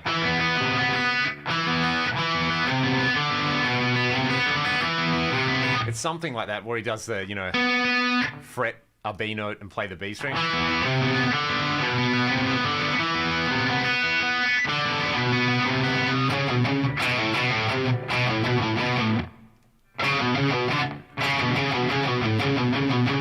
Anyway, I feel like I had that.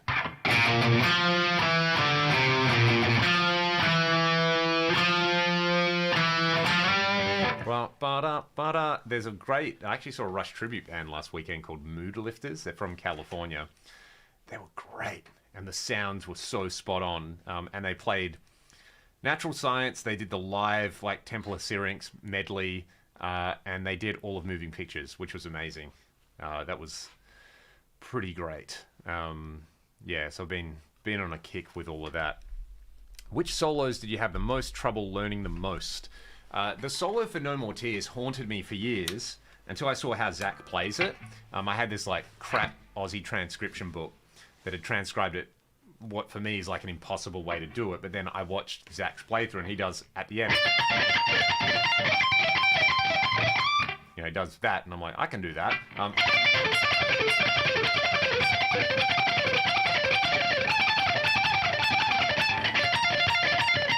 And also, Marty Friedman, Tornado of Souls, because I wasn't doing the double upstroke picking thing. That.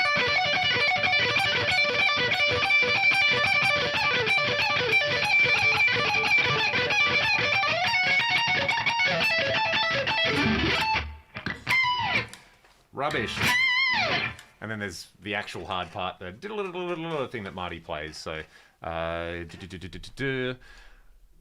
that's awesome to hear.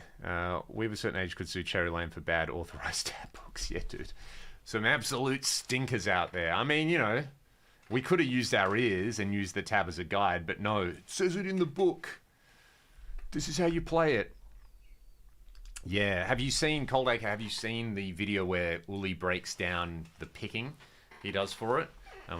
So it's like downstroke, hammer on, upstroke, downstroke, hammer on. Like, so the triplets are... And he almost plays it with like a kind of very...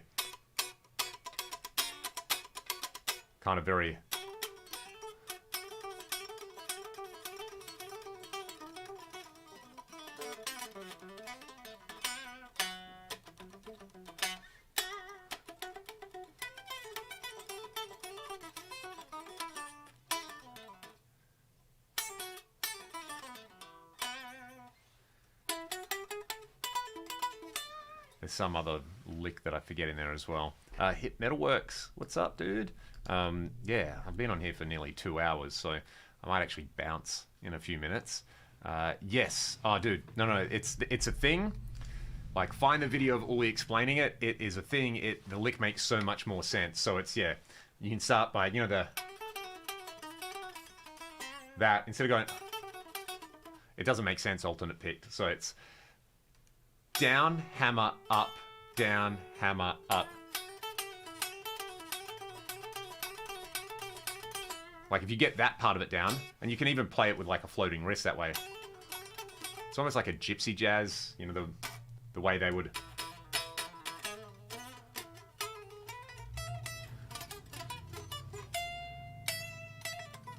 So you have.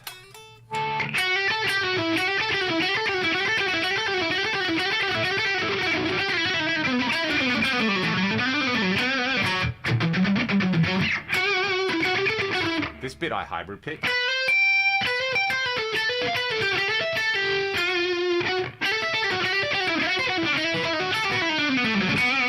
And a little bit of legato in there as well, and it kind of gets you by it.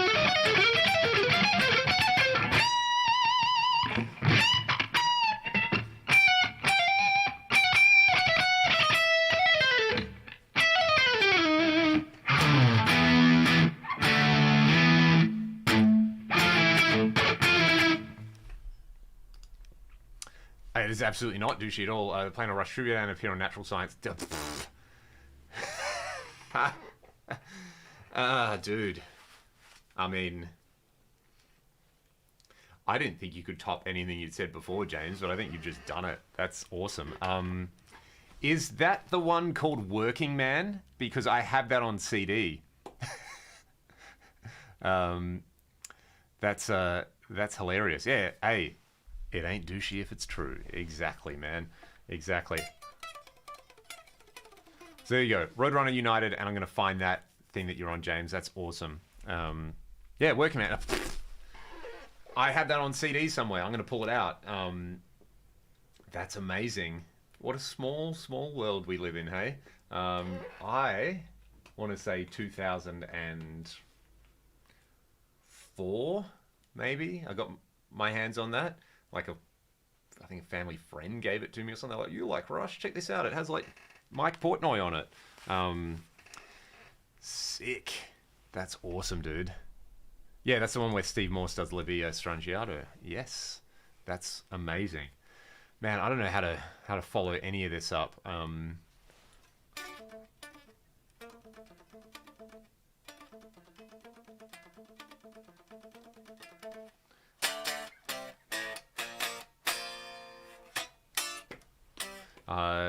Also, Lyle, I've just been reminded you were talking about the what's it called? Vital signs. I'm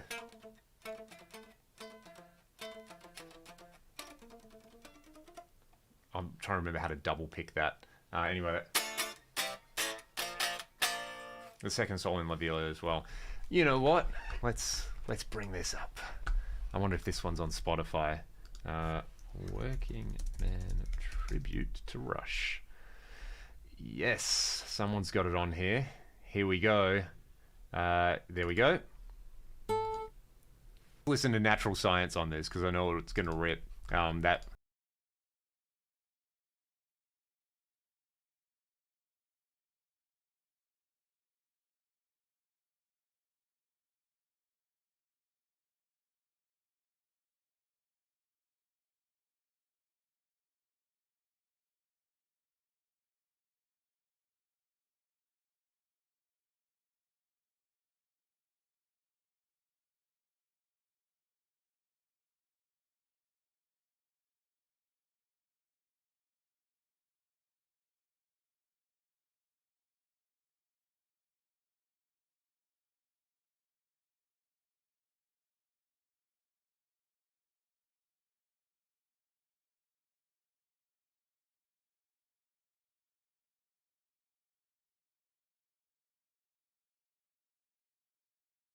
Cover album where the individual artists really impart their character. Like Devin sounds great on that. That sounds really well mixed as well. Ben!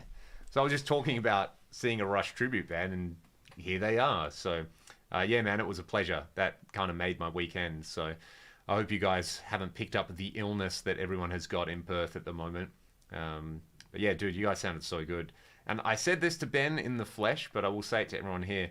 I think the best piezo acoustic sound I've heard at a gig ever Ben had coming out of his like Les Paul and what we're using, GT1000, the acoustic resonance. It sounded so good. Like especially for Natural Science, that acoustic thing in there, and yeah, great band. Really, really great band. And playing, I just love that you guys played all of Moving Pictures. I think every Rush fan in Perth was there, and a bunch of I've spoken to a bunch of people over the last week. They're like, man, I went to this gig and like they said something about you, and yeah, so it was really, really good. Really, really good. I mean, healthy good. That's the way to be. That's the way to be, dude. Now, just while we're here geeking out about Rush, I've tried to learn that song by ear a million years ago, and it's the only way I remember it, which is this.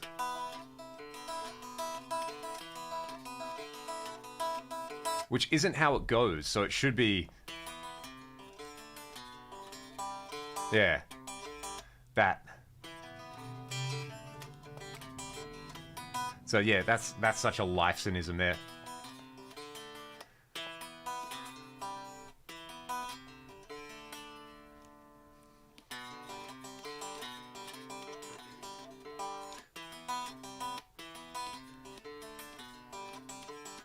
That's the riff.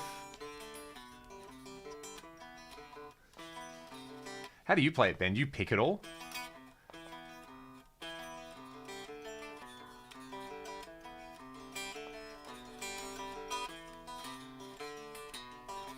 Where's my clean sound gone?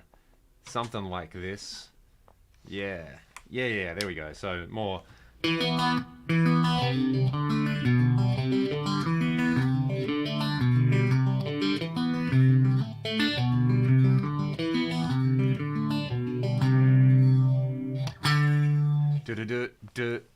So many good bits of that song. That would be a very difficult gig to rehearse for. I think it sounds right. Pick it all. Yeah, that's... I think you did, James. You can give you 25 years ago, give yourselves a tap on the back.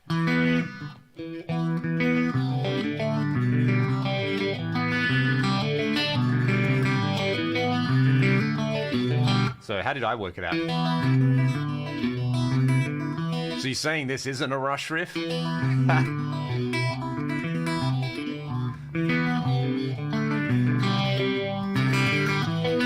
Just the brilliance of Alex Lifeson to the fore again.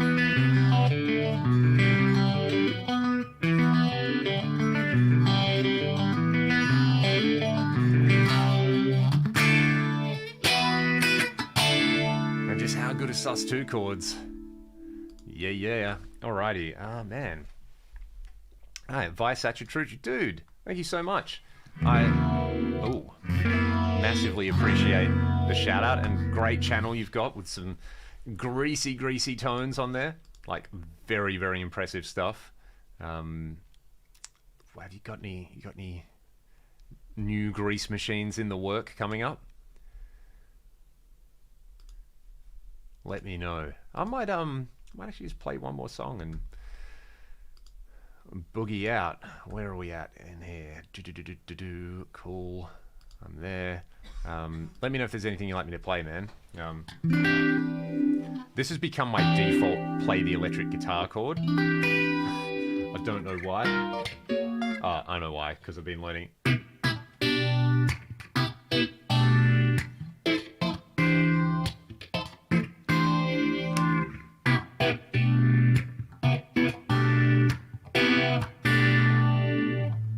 in drop D. No, that's not the chord. What does he do? Oh yeah, it's not.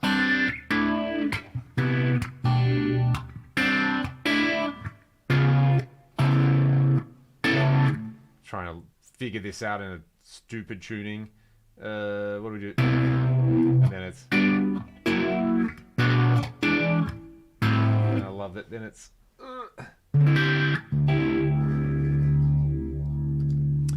That would not surprise me. That picking pattern there, that...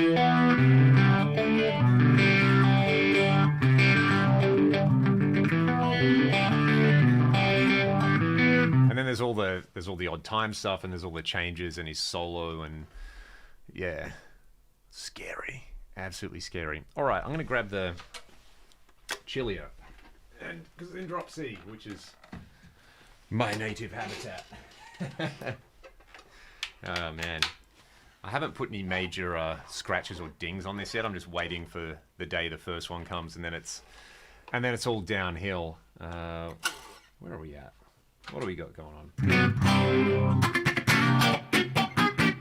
What have I got on here? Like a Phase 90 or something? Yeah, Phase 90. Good old Phase 90. And we're back in Filth Zone.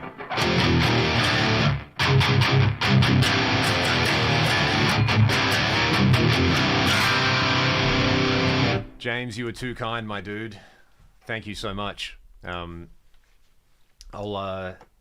can't remember if I've got your email, but I'll flick you an email or a message or something, and yeah, let's tee up a time where we can do a video chat and you can talk about all the rad stuff you've done. And I feel like lots of people on here would find that super interesting. I would find that super interesting.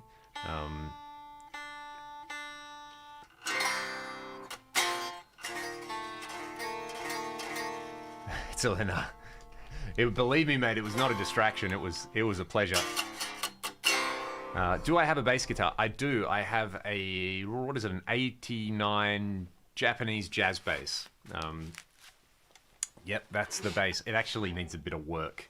I need to tidy up the electronics and a few other things. I might put in so my friend Joe Southwell, who was doing the cabaret shows with me, he had an awesome sounding preamp in his jazz bass that just, like, you plug it into anything and it sounded thick and meaty and great.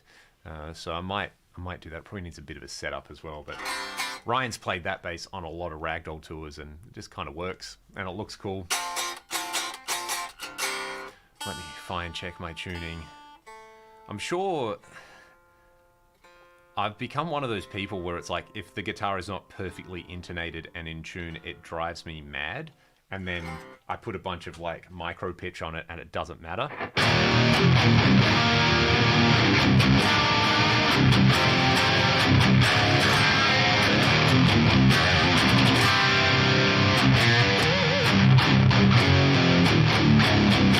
Well, there you go. There's a bunch of people who would find that interesting. Yeah, man, this is amazing. Like, the natural binding, and Charles does some great stuff.